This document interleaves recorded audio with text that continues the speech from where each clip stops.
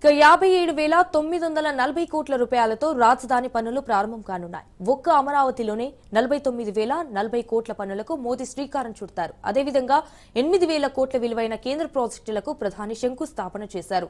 And నాగాలంకలో missile test range ను కూడా ప్రారంభించనున్నారు ప్రధాని మోడీ. రైట్, ఇక ఇదే విషయానికి సంబంధించి మరిన్ని డీటెయిల్స్ మా ప్రతినిధి శ్రీనివాస్ లైవ్ లో అందిస్తారు. శ్రీనివాస్, చెప్పండి, దీనికి సంబంధించిన అప్డేట్స్ ఏంటి?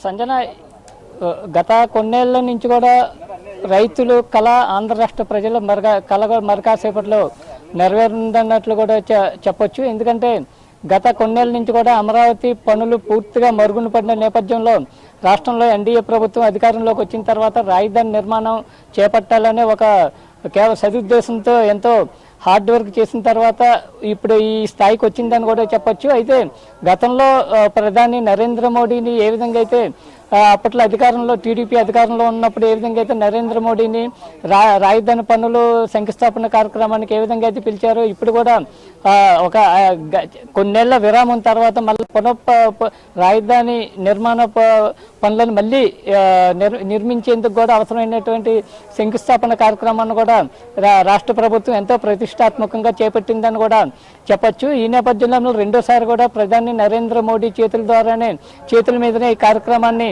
శంకుస్థాపన కార్యక్రమాన్ని ప్రారంభించాలని కూడా రాష్ట్ర ప్రభుత్వం నిర్ణయించడం, దీనికి సంబంధించినటువంటి గ్రౌండ్ వర్క్ మొత్తం కూడా గత కొన్ని మాసాలుగా కూడా రాష్ట్ర ప్రభుత్వం అలాగే అధికార యంత్రాంగం కూడా పూర్తి కసరత్తు చేసిందని కూడా చెప్పొచ్చు. అయితే వీటన్నిటి ఫలితమే ఈరోజు ప్రధాని నరేంద్ర మోడీ పైలాన్ ఆవిష్కరణ అని కూడా చెప్పొచ్చు. దీనికి సంబంధించి కొద్దిసేపటి క్రితమే ప్రధాని నరేంద్ర మోడీ కృష్ణా జిల్లా గన్నవరం ఇంటర్నేషనల్ ఎయిర్పోర్ట్కి చేరుకోవడం జరిగింది.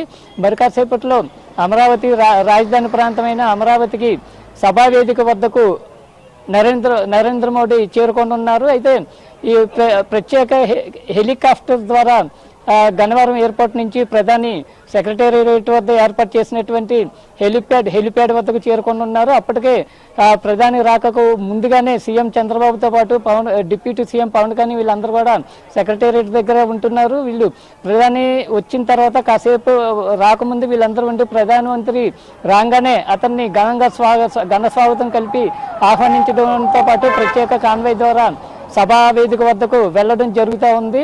అయితే ఈ మధ్యలో మరి కాసేపట్లో ఇవన్నీ కూడా జరగనున్నాయి. దీనికి సంబంధించి ముఖ్యంగా ఏంటంటే రైతులు అయితే మాత్రం చాలా సంతోషంగా ఉన్నారని చెప్పొచ్చు. రాష్ట్ర ప్రజలు కూడా ఎప్పటి నుంచో కూడా రాష్ట్రానికి రాజధాని లేదు అనే ఒక విమర్శలు కానీ లేదనుకుంటే అనేక